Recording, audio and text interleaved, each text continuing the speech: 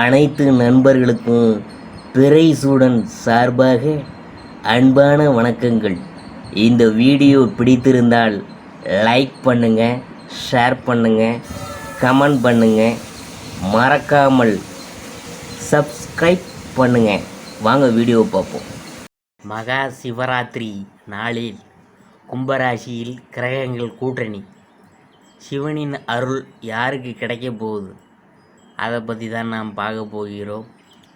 இந்த மக சிவராத்திரி நாளில் சனி பகவானின் வீடான கும்பராசியில் சனி, சூரியன், சுக்கிரன் மற்றும் சந்திரன் ஆகிய 4 கிரகங்களின் கூட்டணி அமைந்திருக்கிறது.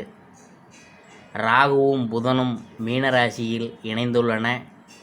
இந்த கிரகங்களின் சேர்க்கையால் மகா சிவராத்திரி நாளில் எந்தெந்த ராசிகளில் பிறந்தவங்க என்னென்ன பொருள்களால் சிவபெருமானை அபிஷேகம் செய்யலாம் என்று நாம் பார்க்க போகிறோம்.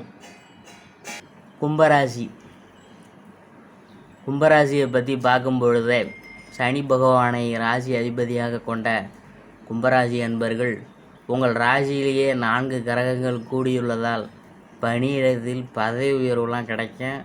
திருமண வாழ்க்கை மகிழ்ச்சியாகவும் இனிமையாகவும் இருக்கும். சிவபெருமானின் அருள் கிடைக்க மகா சிவராத்திரி நாளில் பால் அபிஷேகம், ருத்ரா அபிஷேகம் செய்யலாம். சாமந்தி மலர்களால் அர்ச்சனை செய்யலாம். இதன் மூலம் உங்களுக்கு சிவபெருமானின் பரிபூர்ண பேரருள் கிடைக்கும்.